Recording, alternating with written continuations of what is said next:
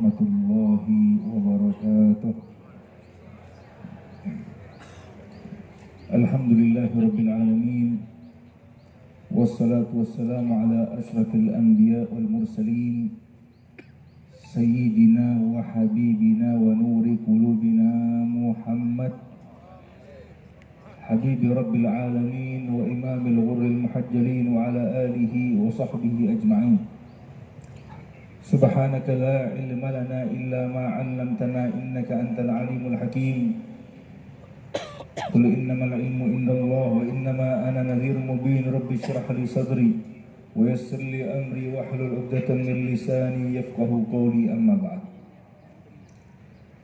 Segala puji bagi Allah Subhanahu wa taala yang telah memberikan kita kenikmatan iman, umur, dan juga taufik untuk beramal soleh. Dengan hadirnya kita di majlis yang mulia ini, dengan adanya kita di hari yang mulia ini, yang dimana kemarin kita baru saja melakukan haul daripada Al-Habib Hasan bin Ahmad Bahrun dan juga Hubabah Khadijah bintu Muhammad Al-Hindwan, dan sekarang juga kita melaksanakan haul Guru Bangil, yang dimana insya Allah kita mendapatkan keberkahan mereka semua. Kita tidak pulang daripada majlis ini ataupun haul nanti, semoga semua hajat kita dikabulkan, umur kita dipanjatkan, dan kita meninggal dalam keadaan husnul khatimah. Salawat serta salam tidak lupa selalu kita haturkan kepada baginda Maulana Muhammad, yang tidak daripada kita pasti mengharapkan pandangannya, cintanya, ridhonya, dan juga syafaatnya. Semoga berkat majlisnya Nabi Muhammad kita ditakdirkan mendapatkan cintanya Nabi Muhammad. Amin amin ya rabbal alamin. Pada hari ini kita membahas tema yang sangat luar biasa, yang dimana tema ini menyalahkan orang lain adalah sumber kesalahan. Tema ini adalah tema yang sangat dibutuhkan oleh setiap kalangan, terlebih lagi adalah Gen Z, yang dimana bahwasannya sifat manusia mereka diciptakan dengan keadaan yang lemah, yang dimana mereka ini diciptakan dengan penuh rasa penasaran. Mereka diciptakan dengan penuh rasa ingin dijunjung, ingin dibaiki, dan tidak ingin untuk dijahati. Tapi terkadang kita sebagai manusia, yang dimana notabene-nya kita adalah hamba Allah, kita lupa bahwasannya kita ini hidup dengan aturan Allah, dengan kemauan Allah, bukan kemauan kita sendiri. Allah yang menciptakan kita, Allah yang menciptakan zaman, Allah yang menciptakan rasa di dalam hati kita. Entah itu senang, entah itu galau, entah itu sedih, entah itu bahagia, entah itu sengsara, itu semua datangnya daripada Allah Subhanahu wa taala. Tapi yang perlu kita ketahui bahwasanya Allah Subhanahu wa taala berkata, Ma asabaka min khairin famin Allah.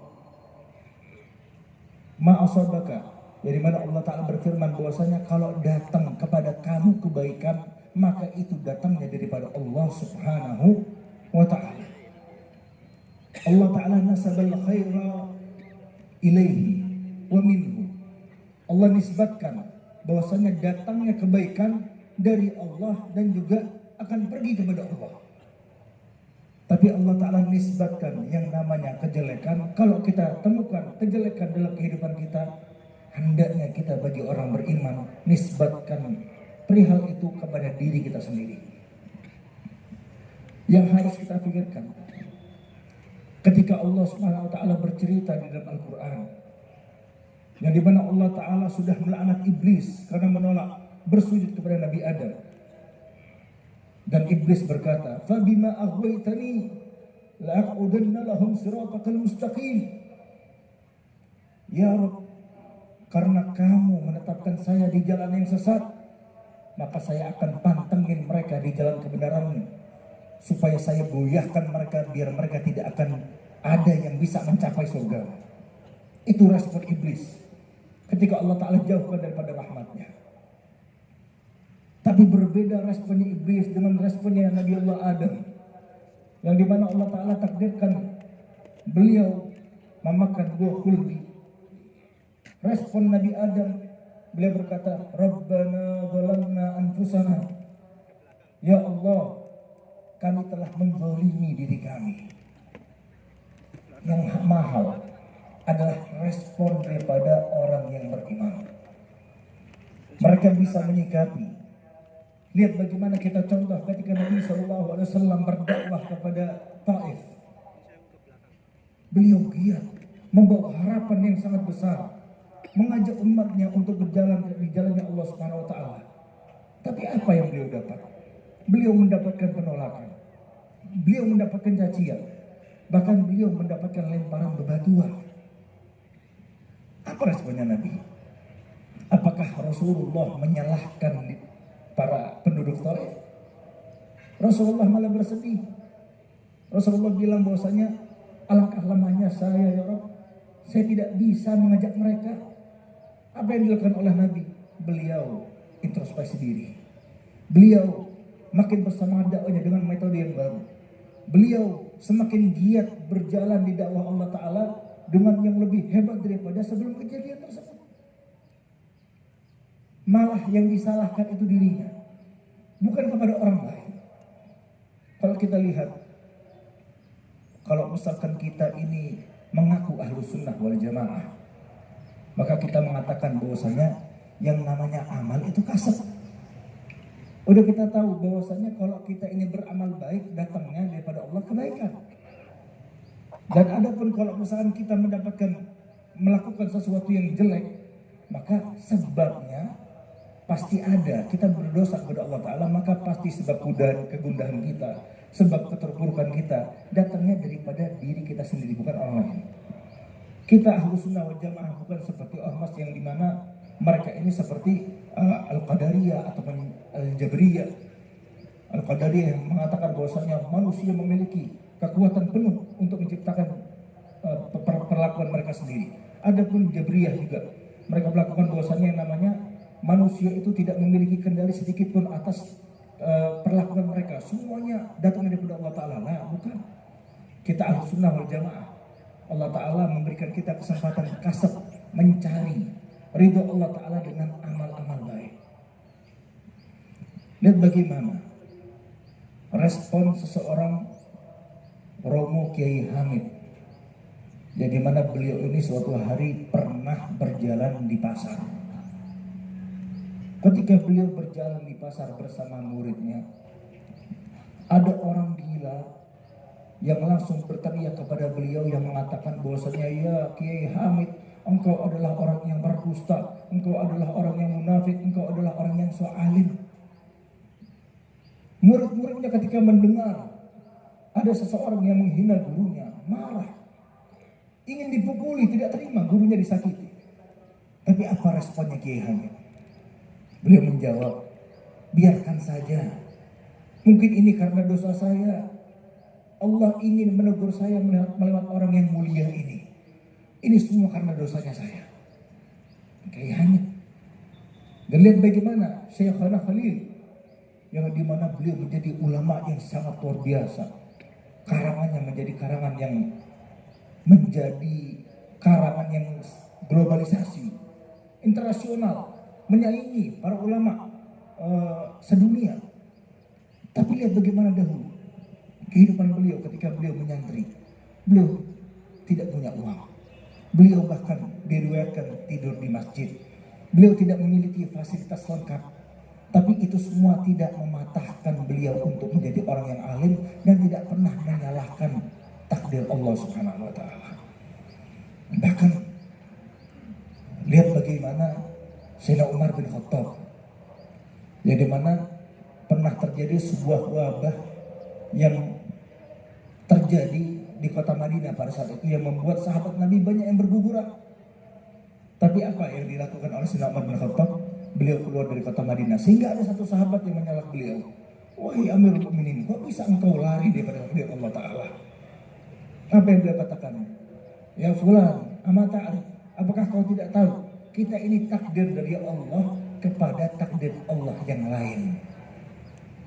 Mereka orang-orang hebat, orang-orang yang beriman, tidak pernah menyalahkan takdir Allah, tidak pernah menyalahkan Allah Subhanahu wa Ta'ala. Oleh karena itu, Al-Habib Abdul Qadir, Al-Habib Abu Bakar bin Muhammad Gresik, beliau bilang, "Man la yata'addab yu'aqab." Barang siapa yang tidak beradab di dunia, maka dia pasti akan Allah Subhanahu wa Ta'ala hukum. Pernah diriwayatkan bahwasanya Sayyidina Ibrahim bin Adham, beliau ini sedang mengelilingi kota Basrah, yang dimana kemudian ada pemuda-pemuda yang datang kepada beliau. Wahai Ibrahim bin Adham, yang katanya engkau adalah kekasih Allah, yang katanya engkau adalah orang yang dekat kepada Allah, coba lihat keadaan kami. Kami ini sudah sholat, kami ini sudah berdoa, kami ini sudah ikhtiar, tapi kok kita ini gini-gini aja. Doa saya nggak diterima sama Allah, bahkan rezeki saya semakin susah. Kemudian Ibrahim bin Adham yang hatinya lembut, yang hatinya takut kepada Allah, menangis dengan mendengarkan ucapan pemuda-pemuda tadi. Dan beliau berkata, wahai para pemuda, kalian ini bisa jadi mati hati kalian karena 10 hal kalian menjadi mati. Yang pertama, beliau bilang bahwasanya kalian ini mengetahui apa itu hak-hak Allah, tapi kalian tidak menunaikan. Kita pengen jadi orang sukses, kita pengen jadi orang berhasil, tapi yang dikejar ridhonya orang, bukan ridhonya Allah Ta'ala. Sholat masih ditinggalkan, sedekah, zakat masih kadang-kadang bolong, apalagi puasa Ramadan. Bagaimana mau disukseskan orang-orang yang seperti ini? Bagaimana mau dibahagiakan sedangkan dia ini terkena sebab daripada amalnya sendiri?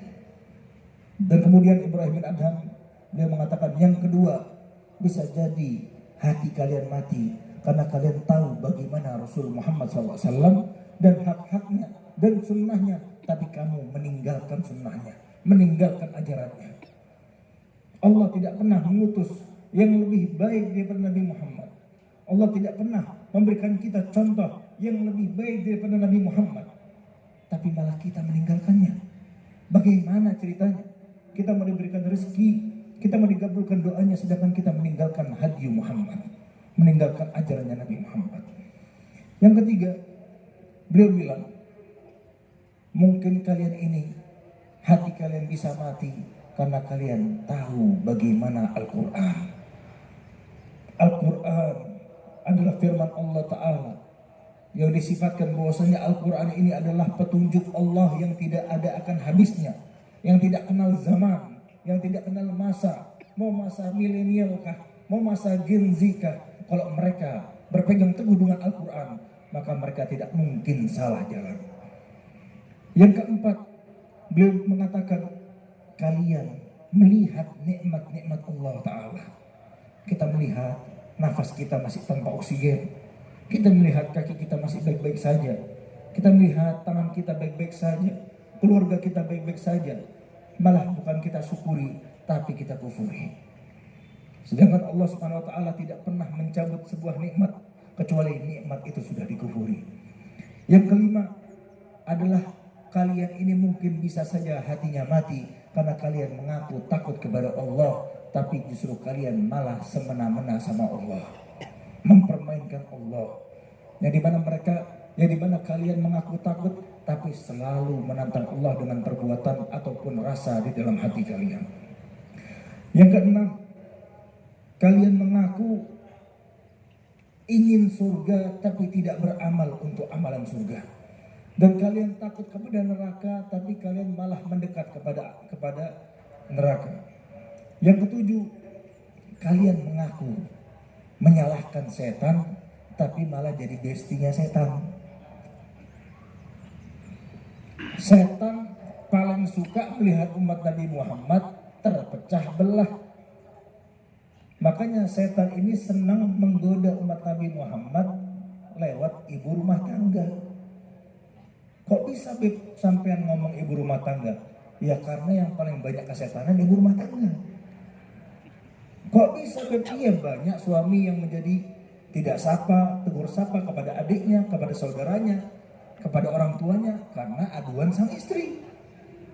Bisa jadi seorang istri itu kepada seorang wanita, kepada temannya ataupun kepada handai tolongnya ataupun keluarganya tidak tegur sapa karena merasa tersindir di status WhatsApp. Itu sangat sering terjadi. Makanya setan tahu, oh ini ibu-ibu zaman sekarang semakin maju zaman, semakin Gen Z, semakin baper. Ayo kita buat permainan di status. Ayo kita buat permainan di konten.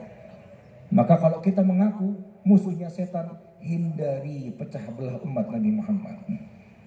Yang ke-8, kalian menyalahkan dunia tapi malah dikejar. Yang ke-9, kalian mengeluhkan aib orang lain tapi lupa dengan aib kita sendiri. Dan Habib Segaf bilang bahwasanya yang namanya aib kita sendiri pun yang di dalam diri kita ini ada 9.000 banyaknya. Tapi kita subhanallah sangat susah melihat aib kita sendiri. Kadang kita lupa, kadang kita sangat peka kalau melihat ada bagian yang bolong di baju seseorang, bahkan kita menertawainya, bahkan kita mengomonginya, tapi kita lupa bahwasanya kita ini mungkin nggak pakai celana, atau pakai baju tapi bolong-bolong, atau pakai baju nggak pakai kancing. Bisa jadi karena kita ditutupi oleh setan biar kita lupa akan aib kita dan merasa lebih baik daripada orang lain. Yang ke-10, yang terakhir adalah ketika kalian mengubur orang yang mati, orang yang dulunya hidup tapi meninggal, dan kalian kuburkan, tapi kalian tidak mengambil ibrah daripada orang yang meninggal tersebut. Oleh karena itu semoga Allah Ta'ala jadikan kita hamba-hamba yang terima akan qadarnya, hamba-hamba yang terima akan ketentuannya, mau itu baik, mau itu jelek. Sebagaimana dikatakan oleh Imam Nawawi bahwasanya harus diyakini oleh setiap orang muslim, mau takdir Allah baik atau jeleknya pasti ada kebaikan, pasti ada hikmah di baliknya. Ya Allah, jadikanlah kita hamba-hamba yang bisa merasakan sentuhan takdir-Mu yang indah itu ya Allah. Jadikanlah kita hamba-hamba yang istiqamah, yang hadir majlis ta'lim, yang hadir mengamalkan ilmunya baginda Nabi, sehingga kita hidup di dunia dengan hidup yang bahagia sampai akhirat nanti. Rabbana atina fid dunya hasanah wa fil akhirati hasanah wa qina adzabannar. Wa sallallahu ala sayyidina Muhammadin walhamdulillahi rabbil alamin.